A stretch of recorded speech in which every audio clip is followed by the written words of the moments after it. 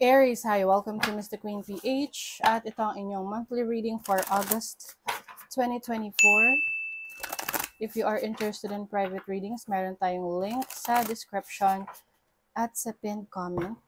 Check nyo na lang kung paano mag-book for a private reading. Okay, so let's see. Aries. What's up with you ngayong August 2024? Here and now. Yes, you are focused on the present.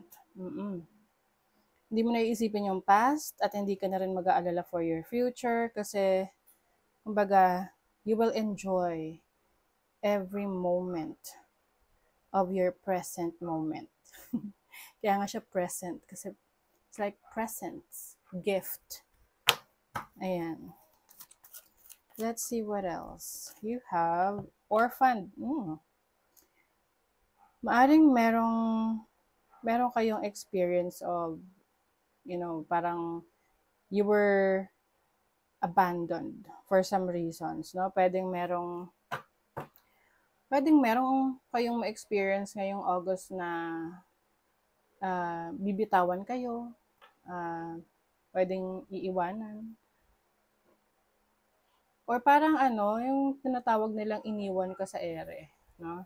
Not literal na iniwan ka sa ere. Yung sabihin nun, you were expecting this person na to be with you, can be a friend, a romantic partner, family, and then wala, drawing pala siya. Well, it's as simple, it's as simple as meron kayong balak na mag-outing ng mga friends mo or to go out with someone. And then boom, this person didn't show up. Hindi siya nagpakita. Pwede rin namang sa work. Let's say you are expecting na itong trabaho na to, career na to is propromote ka or merong opportunity na ibibigay sa'yo and then it turned out wala pala. So parang you feel like you were abandoned. Para isinet aside. But don't worry, kasi mga ganyan, redirection yan eh. Ganun na lang isipin mo na maybe it's not meant for you. Maybe you're not meant to go to that vacation. Diba? And then you got TikTok.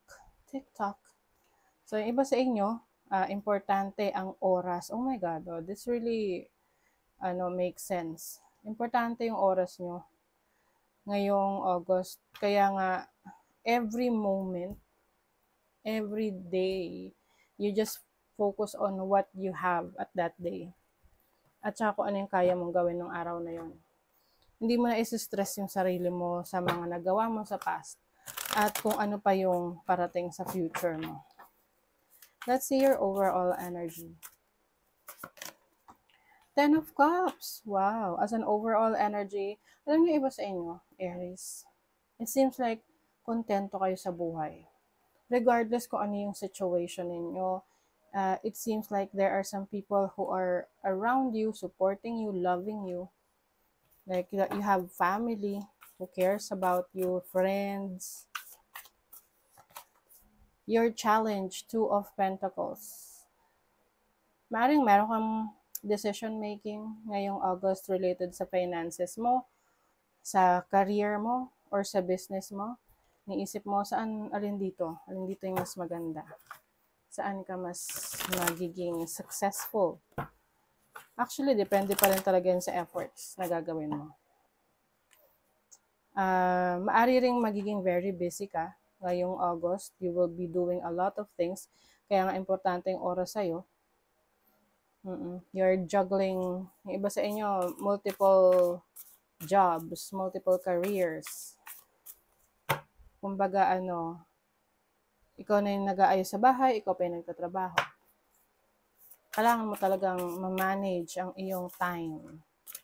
Your opportunity is the Justice card. So this is knowing what is best for you. With the Justice card, I think, kung ano man tong challenge mo na kailangan mong pagdesisyonan, especially sa career, mga career decisions, business decisions, you will be able to choose the best possible decision. That's your opportunity. Maaring meron ding advice from others, no, na pag-iisipan mo, part ng pag-aaral mo, para makapag-decide ka kung ano yung mas makakabuti sa'yo. Your blessing is the Page of Cups. This is a new source of happiness. Maaring mas magiging creative ka ngayong August. You will do things na nagpapasaya sa'yo. Let's say, hobbies, no? Yung mga libangan. Na kung saan na-entertain ka rin. Halimbawa, paghahalaman, pag-alaga ng mga hayop, or being creative. Pwedeng iba sa inyo into music, arts.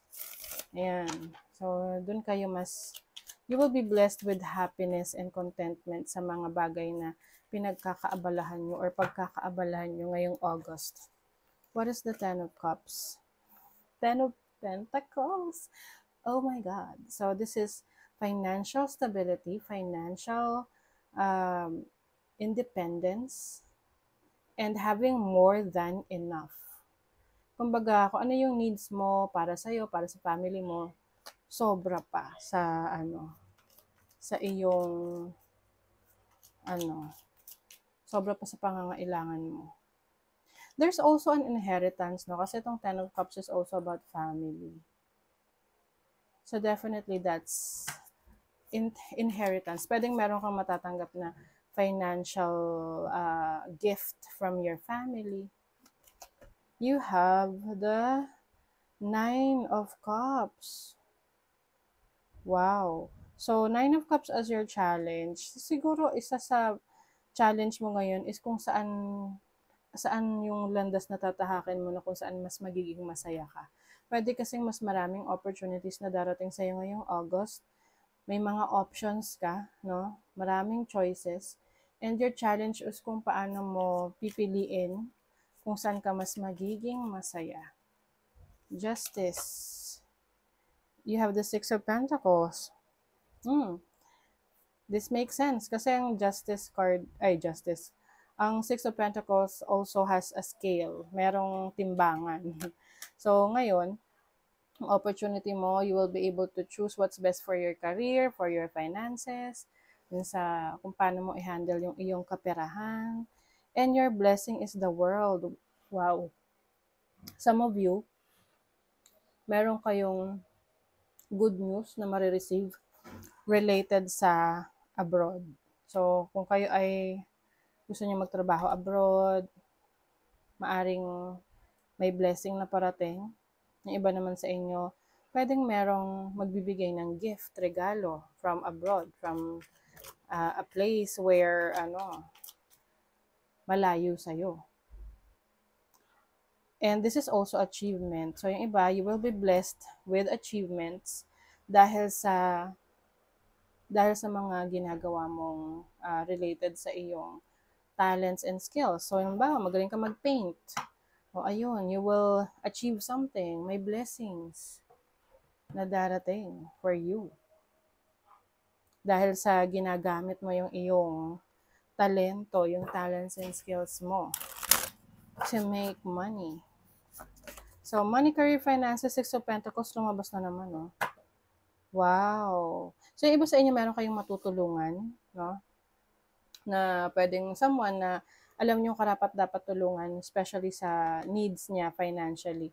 So, if in case, ikaw naman yung mga kailangan ng tulong, rest assured someone is going to help you. You have Four of Pentacles, financial stability, OMG. Ganda ng energies for your finances. Sa love life naman, you have King of Pentacles and Seven of Pentacles. So, maaari meron kayong mga gagawing business together with your romantic partner ngayong August na